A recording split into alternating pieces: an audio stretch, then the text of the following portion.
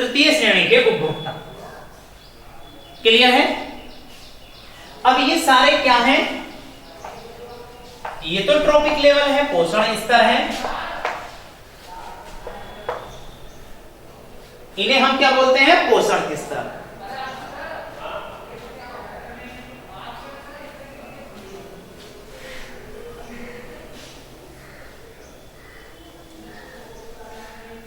ध्यान दें,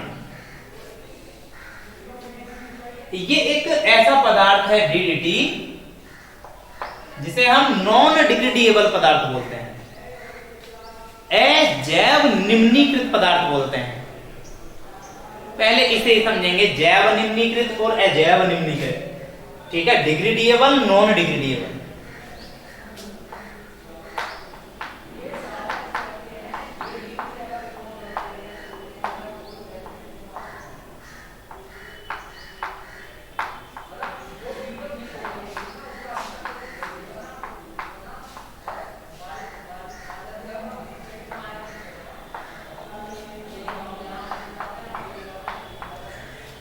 जैव निम्नीकृत पदार्थ वे पदार्थ हैं जिन्हें जीवों के द्वारा सड़ा गलाकर नष्ट कर दिया जाता है।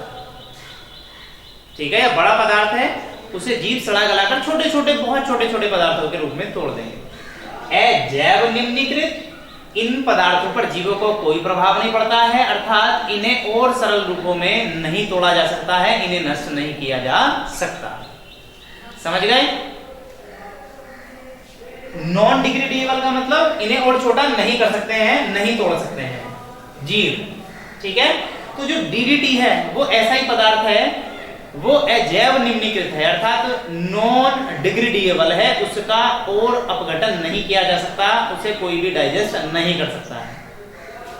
तो बायोमैग्निफिकेशन क्या कहता है कि ये जितने भी पोषण स्तर हैं किसी भी खाद्य श्रृंखला में, ठीक है, उस खाद्य श्रृंखला के प्रत्येक पोषण स्तर पर इस नॉन डिग्रेडेबल पदार्थ की सांद्रता बढ़ती चली जाती है। दोबारा सुनेंगे, प्रत्येक पोषण स्तर पर नॉन डिग्रेडेबल सब्सटेंस या जो पदार्थ हैं उनका लेवल बढ़ता चला जाता है। यही जैविक आवर्धन या बायोमैग्निफिकेशन है। ठीक है,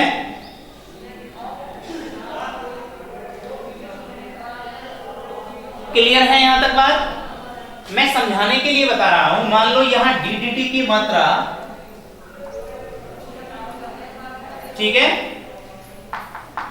1 पार्ट पर मिलियन है, 1 ppm है, तो यहां 2, यहां 3, यहां 4। कहने का मतलब क्या है कि हर एक ट्रॉपिक लेवल पर इसका जो कंसंट्रेशन है, सांद्रता है, वो क्या होती चली जा रही है? बढ़ती चली जा रही है। इसी को हम बायोलॉजिकल मैग्निफिकेशन कहते हैं, जैविक आवर्धन कहते हैं। परिभाषा क्या बन जाएगी कि किसी भी खाद्य श्रृंखला में अजैव निम्नीकृत पदार्थों का प्रत्येक पोषण स्तर पर, ठीक है, लेवल बढ़ता चला जाता है, अर्थात उसका डिपोजिशन, जमाव ज्यादा होता चला जाता है।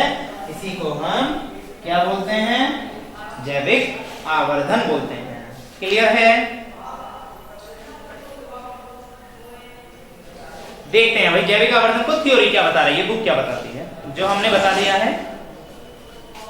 देखो, आहार श्रृंखला कारक का दूसरा आयाम यह भी है कि हमारी जानकारी के बिना ही कुछ हानिकारक रासायनिक पदार्थ आहार श्रृंखला में होते हुए हमारे शरीर में प्रविष्ट हो जाते हैं।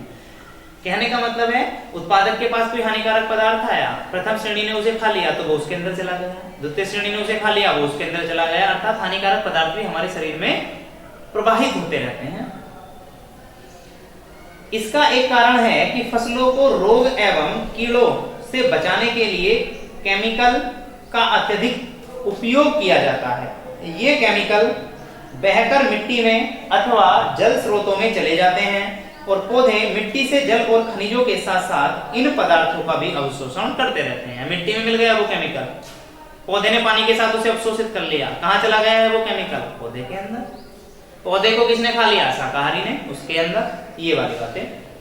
इस प्रकार ये रसायन आहार श्रृंखला में प्रवेश करते हैं क्योंकि ये पदार्थ अजैव निम्नीकृत हैं।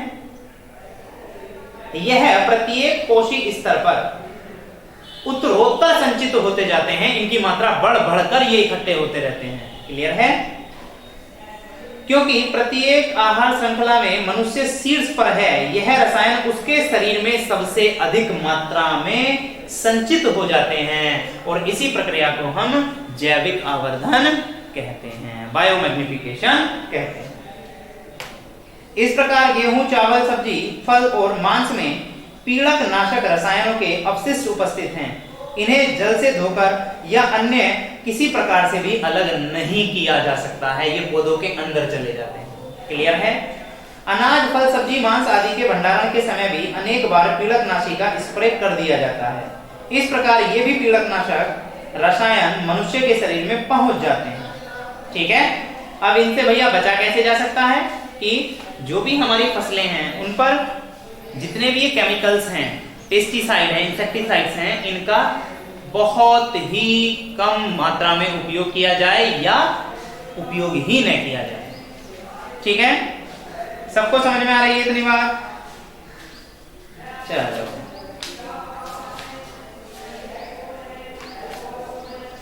देखते हैं। ये हमारा टॉपिक क्लियर हो चुका है। अब हमारा जो नेक्स्ट टॉपिक है वो है इकोलॉजिकल पिरामिड। ठीक है? पारिस्थितिकी पिरामिड, इनके बारे में हम बात करेंगे। देखते हैं भाई इकोलॉजिकल पिरामिड किसे कह रहे हैं।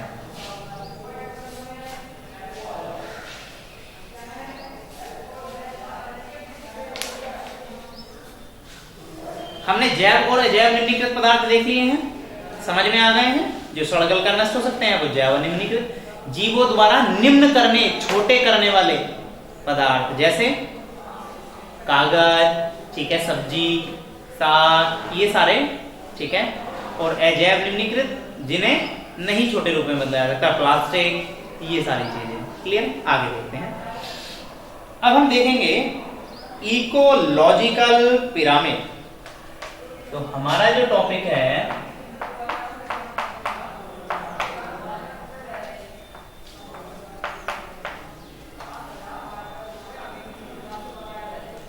पिरामिड।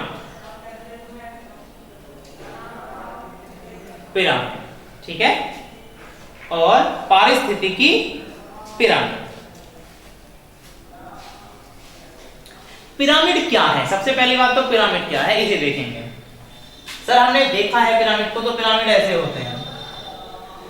ठीक है? ये होते हैं पिरामिड। है क्या पिरामिड? ये तो उसकी शेप हो गई है ट्रायंगुलर, ठीक है, त्रिभुज के आकार के। है क्या पिरामिड? पिरामिड किसे कहते हैं? ठीक है? तो देख लेंगे। किसी भी पारितंत्र में जीवों की संख्या, किसी भी पारितंत्र में जीवों की संख्या, जीवों का भार तथा ऊर्जा का चित्रीय निरूपण ही पिरामिड कहलाता है। हम किसी भी पारितंत्र में भाई जीवों की संख्या को देख रहे हैं, उस जीवों की संख्या को हम एक डायग्राम के रूप में, एक चित्र के रूप में प्रदर्शित करना चाहते हैं, तो वो जो डायग्राम बनेगा, वो जो चित्र बनेगा, वही पिरामिड है। क्लियर है बात? देखते हैं क्या बताती है वो।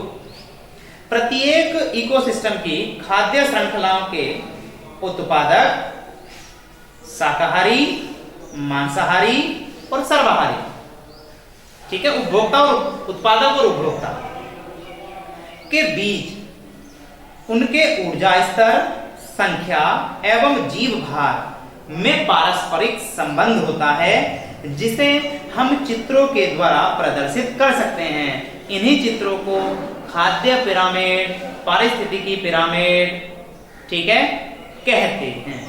समझ पा रहे हो?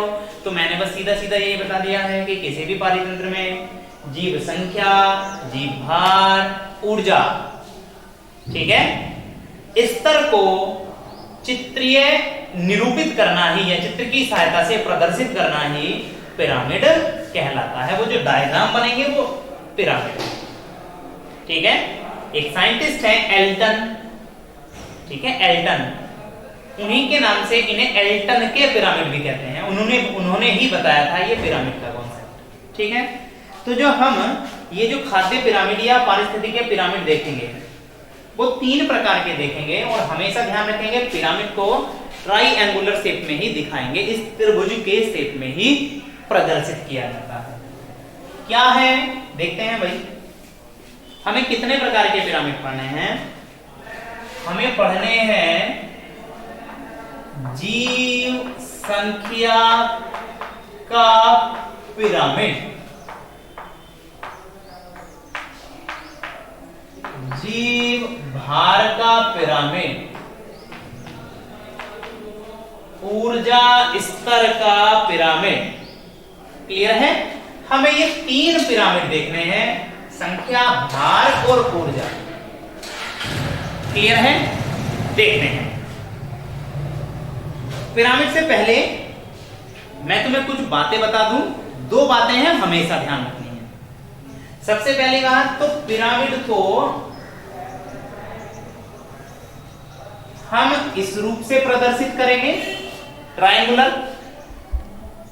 ठीक है, और दूसरी बात पिरामिड में हम हमेशा, ठीक है, आधार पर उत्पादकों को रखेंगे। ये जो लास्ट का शब्द बोला है ये बहुत काम का है। हमेशा आधार पर उत्पादक ही रहेंगे। ठीक है भाई, उत्पादक हमेशा आधार पर रखेंगे, नीचे उत्पादक रखेंगे। अगर कंडीशन ऐसी आती है कि सर उत्पादकों को हम आधार पर नहीं रख सकते हैं, ठीक है, तो ऐसी कंडीशन कभी फंसेगी नहीं। उत्पादकों को आधार पर रखने के ही हिसाब से हम इस पिरामिड को घुमा सकते हैं। कभी भी उत्पादक से छेड़खानी नहीं करेंगे, उसे ऊपर नहीं ले जा सकते हैं, उसके अकॉर्डिंग हम पिरामिड को घुमा सकते हैं। ठीक है, ये वाली हमें बात ध्यान रखनी है। इन तीनों प्रकार के पिरामिड के बारे में हम जो डिस्कस करेंगे वो नेक्स्ट वीडियो में करेंगे। Thank you.